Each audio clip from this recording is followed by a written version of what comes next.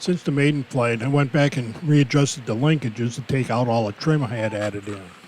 While I was working with the linkages, I replaced the little Phillips head screws that hold the servo arms on with some hex head cap screws. And I went into the aura configuration tool to dial in a little bit of expo.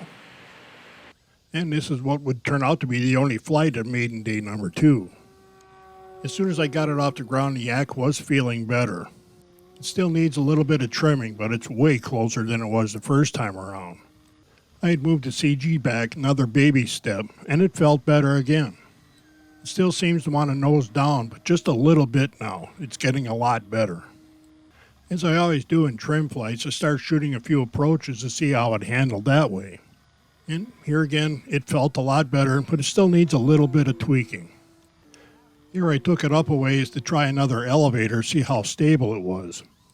And here again, it was a lot better handling. It still needs some tweaking, but it's getting really nice. The wings aren't rocking near as much, and it's a lot easier to control the attitude of the plane now. I'll stop the video here so you can get a little perspective on what's about to happen. That's me in the lower left corner of the video. Solo shot was about 90 feet to my right.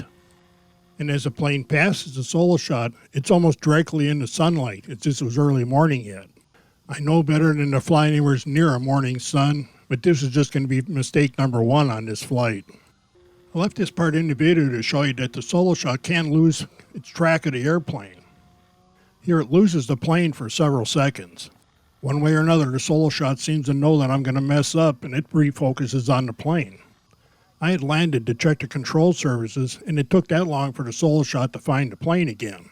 When I took off this time, I almost went directly through the sun, mistake number 2.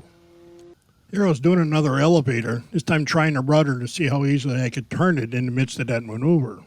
While I was watching the plane do that, I flew it directly into the sun and it went completely silhouette. As it came out of the sun, I thought the wheels were the rudder and hit the up elevator. And that was mistakes 3 through about 10 someplace, I think. Without the sun behind the plane, this all looks really simple. Even though it's fully silhouetted, I still got the wings right, but then messed it up on the elevator. The sun's always there, so this is all on me. I can't wait for all the comments that are going to tell me that I messed up. I've been fessing up to screwing this up all through the video, but it makes some people feel better and tell me that I was wrong. Again. Since I managed to dork it in almost perfectly straight up and down, the motor just punched the firewall out of it. There's a couple of small wrinkles in the foam, but nothing that looks very bad. When we get inside the fuse, we can see that landing it straight on the nose kind of breaks that plywood structure up.